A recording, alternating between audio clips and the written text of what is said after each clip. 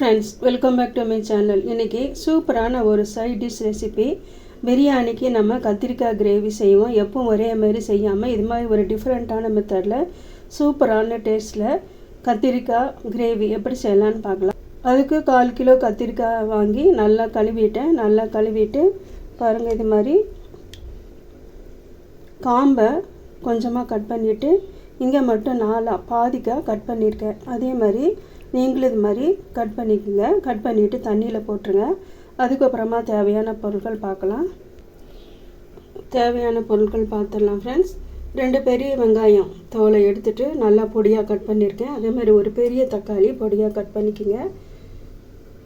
இது தனியாத்தூள் 1/2 ஸ்பூன், மிளகாய்த்தூள் 1/2 ஸ்பூன், மஞ்சள்தூள் 1/4 ஸ்பூன், ஒரு சின்ன குட்டி எலுமிச்சம்பழ அளவுக்கு புளி தண்ணியில் ஊற வச்சுருக்கேன். தேவையான கருவேப்பிலை, கொத்தமல்லி இலை, இது கரம் மசாலா 1/2 ஸ்பூன், தேவையான அளவு உப்பு, ஒரு பச்சை மிளகாய், 1/4 ஸ்பூன் மிளகு, 4 பூண்டு, ஒரு துண்டு இஞ்சி, 1/2 ஸ்பூன் சோம்பு. இந்த 1/4 ஸ்பூன் சோம்பு தாளிக்கிறதுக்கு. இப்போ பூண்டு, இஞ்சி, பச்சை மிளகாய், மிளகு, சோம்பு எல்லாத்தையும் இது மாதிரி உரல் நம்ம வச்சுருப்போம், அந்த உரலில் இடிச்சுக்கலாம். இல்லைன்னா மிக்சியில் 1-2 மிக்சி ஜாரில் போட்டு 1-2 அதை கிரைண்ட் பண்ணி எடுத்துக்கலாம். நான் இப்போ மிக்சி ஜாரில் தான் 1-2 போட்டு கிரைண்ட் பண்ணி எடுத்துகிட்டு வர போகிறேன். உங்களுக்கு எது விருப்பமோ அது மாதிரி நீங்கள் செஞ்சுக்கலாம். வாங்க, சூப்பரான டிஃப்ரெண்ட்டான இந்த டேஸ்டியான கத்திரிக்காய் கிரேவி எப்படி செய்யலான்னு பார்க்கலாம். தாளிக்கிறதுக்கு நல்லெண்ணெய் யூஸ் பண்ணி எடுத்துருக்கேன். நீங்கள் நல்லெண்ணெய் இல்லை அப்படின்னா சன்ஃப்ளவர் ஆயில், தேங்காய் எண்ணெய், உங்களுக்கு விருப்பமான சன்ஃப்ளவர் ஆயில் அது மாதிரி நீங்கள் ஊற்றிக்கலாம்.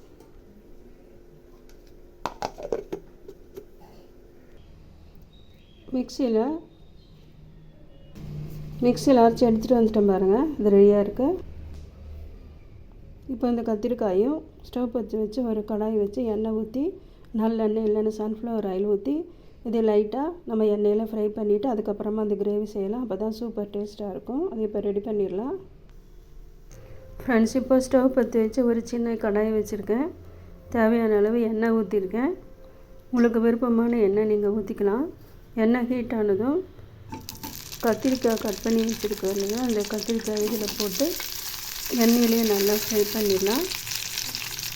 எண்ணெயிலேயே பாதி இந்த கத்திரிக்காய் வேகணும். அப்போ தான் டேஸ்ட்டு நல்லாயிருக்கும், சாப்பிட்றதுக்கும் அவ்வளவு சாஃப்டாக இருக்கும். இது ஃபஸ்ட்டு எண்ணெயில் நல்லா வதக்கியாச்சு. இப்போ அதை ஒரு பாத்திரத்துக்கு எடுத்து மாற்றிக்கலாம். அதே கடாயை நான் வச்சுட்டேன். அதில் எண்ணெய் இருந்துச்சு, அதனால் அதுலேயே சோம்பு போட்டுட்டேன். சோம்பு பொரிஞ்சதும் வெங்காயம் கட் பண்ணி வச்சுருக்கோங்களா, வெங்காயம் போட்டுக்கலாம். வெங்காயத்தை நல்லா எண்ணெயிலேயே நல்லா வதக்கிடலாம். நல்லா வதங்கட்டும். சோம்போடைய வெங்காயம் சேர்ந்து நல்லா வதங்கட்டும். அதுக்கப்புறமா மிக்சியில் அரைச்ச விழுதை இதில் சேர்த்துக்கலாம். இந்த விழுது சேர்த்து வதக்கும் போது தான் வாசம் பார்த்திங்கன்னா கம்முன்னு ரொம்ப சூப்பராக இருக்குது. இந்த கிரேவிக்கு அரைச்ச இந்த விழுது தான் டேஸ்ட்டை கொடுக்கும். இப்போ நல்ல எண்ணெயிலே நல்லா வதக்கியாச்சு. அதுக்கப்புறமா தக்காளி போட்டுக்கலாம். எண்ணெய் பத்தலைன்னா கொஞ்சம் எண்ணெய் ஆட் பண்ணிவிட்டு தக்காளியை நல்லா வதக்கிடலாம். இப்போ பாத்திரத்தில் கத்திரிக்காய் எடுத்து வச்சுட்டேன்.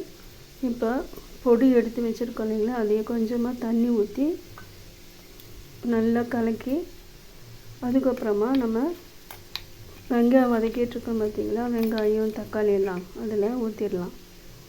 பொடியாக போடுறத விட இது மாதிரி தண்ணியில் கலக்கி ஊற்றினா நல்லாயிருக்கும். இப்போ இதுக்கு தேவையான அளவு உப்பு, கல் உப்பு நான் போட்டுக்கிட்டேன். கல் உப்பு போட்டதுக்கப்புறமா நல்லா இதை வதக்கிடலாம். மிக்சியில் அரைச்ச விழுது நல்லா எண்ணெயிலேயே நல்லா வதக்கும். எண்ணெயில் வதங்கும் போது சூப்பர் ஸ்மெல், அவ்வளோ ஸ்மெல் அவ்வளோ சூப்பராக இருக்குது. இதோட தக்காளியும் போட்டாச்சு. தக்காளி நல்லா பொடியாக கட் பண்ணி இதோட போட்டாச்சு. தக்காளியை நல்லா மசிஞ்சிருச்சு. இப்போது மசாலா தண்ணியில் மிக்ஸ் பண்ணி வச்சுருக்கேங்க, அதை இதில் ஊற்றிக்கலாம். எனக்கு இருக்குன்னு சொன்னால் தண்ணி அதில் சேர்த்துக்கலாம்.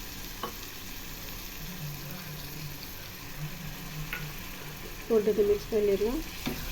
தண்ணியில் கரைச்ச பொடியில் போட்டாச்சு. மிக்சியில் அரைச்ச விழுத போட்ட உடனே வாசம் வந்து அவ்வளோ கமன்னு சூப்பராக இருக்குது. 1 by 1 எல்லாம் ஆட் பண்ணியாச்சு. தக்காளியும் பொடியாக நறுக்கின தக்காளியும் போட்டு நல்லா இதாக வதக்கியாச்சு. தக்காளியும் நல்லா மசிஞ்சிருச்சு. இப்போது அரைச்சி வச்சுருந்த மசாலா பொருளும் போட்டாச்சு. அதுக்கப்புறமா ஒரு ஸ்பூன் புளி கரைசல் ஊற்றிக்கலாம். இனிமேல் பிரியாணிக்கு கத்திரிக்காய் கிரேவி பண்ணிங்கன்னா இது போல் செய்யுங்க. இந்த கத்திரிக்காய் கிரேவியோட இந்த கிரேவி வந்து அவ்வளோ சூப்பராக இருக்கும். இப்போ ஒரு ஸ்பூன் புளி கரைசல். உங்களுக்கு இன்னும் அதிகமாக வேணும்னா புளிப்பு சுவை அதிகமாக வேணும்னா இன்னும் நீங்கள் ஆட் பண்ணிக்கலாம்.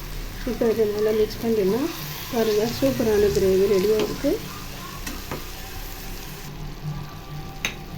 இப்போ கரம் மசாலா 1/2 ஸ்பூன் ஆட் பண்ணிக்கலாங்க. இந்த ஸ்மெல்லு பார்த்திங்கன்னா எறா தொக்கு எல்லாம் செய்வோம் பார்த்திங்களா, நண்டு இதெல்லாம் இந்த ஸ்மெல் மாதிரி சூப்பராக இருக்குது. இதே மாதிரி நீங்கள் உங்களுக்கு விருப்பமான நான்வெஜ்ஜு காய்கறிகள் போட்டு நீங்கள் செய்யலாம், முட்டை செய்யலாம், ரொம்ப சூப்பராக இருக்கும். இப்போது நம்ம ஃப்ரை பண்ணி வச்சுருக்கிற கத்திரிக்காய் அதில் போட்டுக்கலாம்.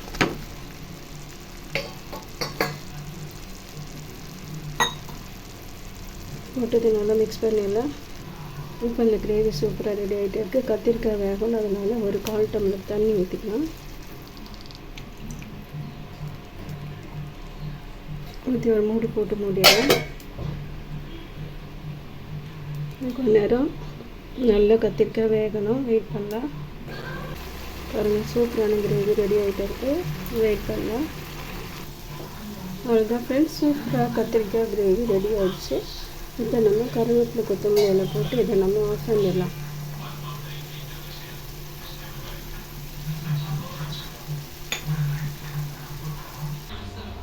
அவ்வளோதான் ஃப்ரெண்ட்ஸ், சூப்பரான கத்திரிக்காய் கிரேவி ரெடி பண்ணியாச்சு. நீங்களும் வீட்டில் இதே மாதிரி செஞ்சு பார்த்துட்டு உங்களுக்கு எப்படி வந்துச்சுன்னு சொல்லி கமெண்ட் பண்ணுங்கள் ஃப்ரெண்ட்ஸ்.